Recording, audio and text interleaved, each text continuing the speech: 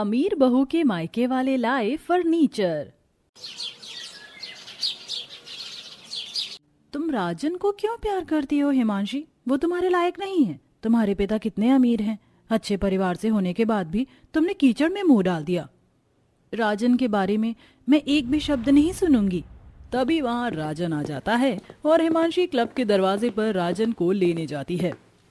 ये है राजन। राजन, ये सभी मेरी दोस्त हैं। राजन की फटी हुई शर्ट देखकर उसकी अमीर सहेलियां उसके ऊपर हंसने लगती हैं। अरे देखो, इसकी शर्ट में तो छेद भी हो रहा है। ये सुनकर राजन को बहुत बुरा लगता है। वह पार्टी छोड़कर बाहर चला जाता है। राजन, राजन, सुनो ना, कहाँ जा रहे हो? तुम जाओ अपनी सहेलियों के पास। उन्होंने सही कहा, मैं तुम्हारे साथ खड़े होने के भी काबिल नहीं हूँ। मैं तो बहुत गरीब हूँ ना। तुम जैसे भी हो, मुझे तुमसे बहुत प्यार है। तुम्हें इस तरह किसी की बातों को सुनकर मेरे प्यार पर उंगली नहीं उठानी चाहिए। देखो, आज मेरा जन्मदिन है। आज के दिन मैं अपने पिता से जो भी मांगूंगी मुझे मिल जाएगा, और मैं आज उनसे तुम्हें मांगूंगी। चलो मेरे साथ मेरे घर। हिमांशी राजन को लेकर अपने घर चली जाती है। पिताजी सुनिए। बेटी, तुमने इस नौकर का हाथ क्यों पकड़ा हुआ है? नौकर? कौन नौकर? पिताजी, ये वही है जिससे मैं आपको मिलवाना चाहती थी। He is my love. आज बर्थडे की खुशी में मैंने सोचा कि मैं आपको और राजन को मिला दूं। ये सुनते ही हेमंत राजन को ऊपर से नीचे देखता है और अपनी बेटी से कहता है, बेटी, गाड़ी में आज सुबह कितने का पेट्रोल डलवाया था? 8,000 का डलवाया था। टैंक फुल है। बर्थडे ड्रेस जो गिफ्ट की थी तुम्हारा, ये उसका बिल है। पूरी 50,000 की है। आज तुम्हारे बर्थडे की खुशी में मैंने पार्टी रखी है। टोटल 2 लाख का खर्चा तो हो ही जाएगा। अच्छा राजन, तुम महीने का कितना कमा लेते हो? सर, मैं महीने के 15,000 कमाता हूँ। देखा बेटी, तुम्हारा एक दिन का खर्चा तुम्हारे पिता लाखों रुपए से करते हैं, और तुम केवल 15,000 कमाने वाले के साथ शादी करोगी? हाँ, इसके साथ तुम खुश नहीं रह पाओगी कभी भी। ये सुनते ही हिमांशी की आंखों में आंसू आ जाते हैं। राजन को मैं यहाँ इसलिए लाई थी क्योंकि मुझे लगा था कि आप मुझे और मेरे प्यार को समझोगे, लेकिन आपने तो यहाँ मेरे प्यार की बेइज्जती कर दी। लेकिन डैडी, मैं अपने फैसले पर अटल हूँ। मैं राजन से ही शादी करूंगी। हिमांशी राजन का हाथ पकड़कर उसे अपने साथ ले जाने लगती है। वहीं पीछे से हेमंत उसे आवाज लगाते रह जाता है। बेटी, बेटी, वापस आ जाओ। अगर आज तुम चली गई तो तुम्हारा ये बाप तुम्हारी शक्ल जिंदगी में कभी नहीं देखेगा। बेटी हिमांशी, रुक जा बेटी। हिमांशी अपने पिता की एक नहीं सुनती और सीधा मंदिर में जाकर राजन से शादी करने के लिए कहती है। उसी वक्त बारिश भी शुरू हो जाती है। आज मेरी मांग भरकर मुझे अपना बना लो राजन। लेकिन हिमांशी, एक बार फिर सोच लो। तुम्हारे दोस्त और तुम्हारे पिता सही कहते हैं। तुम महलों में पली बड़ी हुई हो, हम जैसे गरीब लोगों में तुम कैसे रहोगी? मैं तुमसे बहुत प्यार करती हूँ। हर हाल में तुम्हारे साथ मैं रह लूंगी। तुम बस मुझे अपना बना लो राजन। ये सुनते ही राजन खुशी खुशी उसकी मांग में सिंदूर भरता है, जिसके बाद वह दोनों एक दूसरे को माला पहनाते हैं।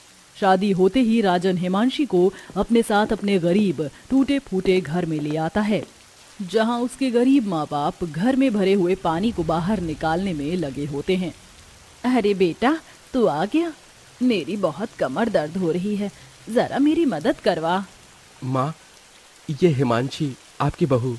लता उन दोनों को जब अचानक से ध्यान से देखती है तो चौंक जाती है। बेटा, क्या तुम दोनों शादी करके आए हो? हाँ माँ, ये हिमांशी मेरी पत्नी। हिमांशी, माँ और पिताजी का आशीर्वाद लो। उसके कहने पर हिमांशी अपनी बूढ़ी सास ससुर के पैर छूने लगती है। अरे बहू भी किस वक्त घर पर आई है, जब बारिश का पानी घर में भरा हुआ है। अब बहू का गृह प्रवेश कैसे होगा? कोई बात नहीं बहू, तुम अंदर आ जाओ। हिमांशी जैसे ही घर के अंदर कदम रखती है, भरे हुए पानी से उसके कपड़े भी गीले हो जाते हैं। अरे, क्या मुझे अब यहाँ इस घर में रहना पड़ेगा? क्या हुआ बहू, कुछ सोच रही हो? नहीं, कुछ नहीं। अच्छा माँ, मैं आपकी मदद करवाता हूँ। राजन अपने माता पिता के साथ मिलकर घर का पानी बाहर निकलवा देता है, जिसके बाद वह घर में पोछा भी लगाता है। चलो, अच्छा हुआ घर से पानी बाहर निकल गया। जा बेटा, तू दूध ले आ, मैं बहू के लिए चाय बना देती हूँ। माँ जी, आप रहने दीजिए, आप पहले ही बहुत थकी हुई हो। मैं आपके लिए चाय बना देती हूँ। अरे वाह, मेरी बहू तो बहुत ही समझदार है। अच्छा बहू, आओ मैं तुम्हें रसोई दिखा देती हूँ। यहाँ इधर है हमारी रसोई, और ये ब्लू स्टोव है जिस पर हम खाना बनाते हैं। लता हिमांशी को वहीं छोड़कर चली जाती है, जिसके बाद हिमांशी ब्लू स्टोव को देखकर सोच में पड़ जाती है। ये क्या है और इसको कैसे चलाया जाता है? आज से पहले मैंने ऐसी चीज पर कुछ नहीं बनाया। हिमांशी ये सोच ही रही थी कि तभी बारिश फिर से शुरू हो जाती है और रसोई की छत से पानी टपकने लगता है। अरे ये क्या, पानी टपकने लगा, अब मैं क्या करूं? हिमांशी रसोई से बाहर निकल कर आ जाती है। क्या हुआ बहू, चाय नहीं चढ़ाई तूने? माँ जी, वहां रसोई में पानी टपक रहा है। ओहो, हाँ बारिश होनी शुरू हो गई, इसीलिए। रुक जा, मैं वहां कोई बर्तन लगा देती हूँ। लता हिमांशी के साथ रसोई में आती है और टपकती छत के नीचे एक बर्तन लगा देती है। चल बहू, बना ले चाय। हिमांशी ब्लू स्टोव को देखती रहती है। अब क्या हुआ बहू? माँ जी, ये कैसे चलता है? मुझे तो गैस चूल्हे पर बनाने की आदत है। अच्छा तो ये बात है। बहू कोई नहीं, चल आजा, मैं तुझे ब्लू स्टोव चलाना सिखाती हूँ। लता ब्लू स्टोव की एक साइड थोड़ा मिट्टी का तेल डालती है और उसके अंदर पंप भरने लगती है, जिसके बाद वह माचिस से ब्लू स्टोव को जला देती है। बस इस तरह ये जल जाता है। अब तू बर्तन में चाय चढ़ा ले बहू। इतनी गरीबी हिमांशी ने इससे पहले कभी नहीं देखी थी। उसे पहले दिन पर ही अपने पिता का घर याद आने लगता है। पिताजी की बात सच तो नहीं? क्या मैं इस गरीबी में रह पाऊंगी? हिमांशी का सारा ध्यान कहीं और होता है, जिसके चलते चाय निकल जाती है। अरे अरे, ये क्या, चाय निकल गई, अब मैं इसको बंद कैसे करूं? कपड़े की मदद से हिमांशी चाय के बर्तन को ही उतार लेती है। उसे बहुत परेशानी होती है, इसी के चलते उसका हाथ भी जल जाता है। राजन ये देख लेता है। अरे ये क्या, गरम पतीले को उतारने के चक्कर में तुमने अपना हाथ ही जला लिया। तुम्हें इतनी गरीबी में रहने की आदत नहीं है ना? चिंता मत करो राजन, मैं यहाँ रह लूंगी।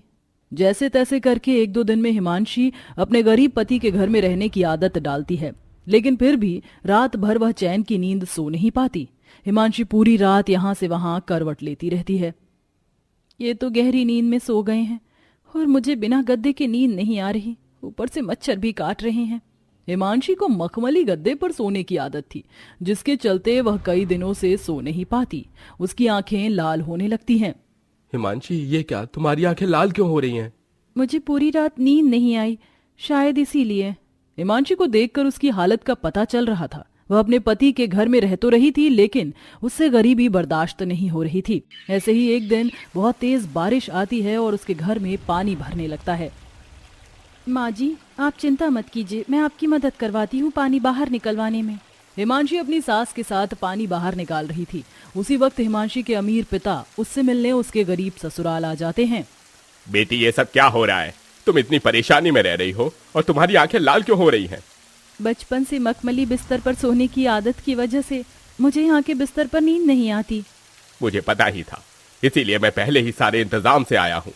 हेमंत अपनी बेटी के लिए पूरा फर्नीचर लेकर आता है। सोफा सेट, अलमारी, बेड, चेयर्स और सास ससुर के लिए भी बेड, इलेक्ट्रॉनिक गैस चूल्हा। इन सब की क्या जरूरत थी पिताजी? ये मेरा फर्ज है बेटी।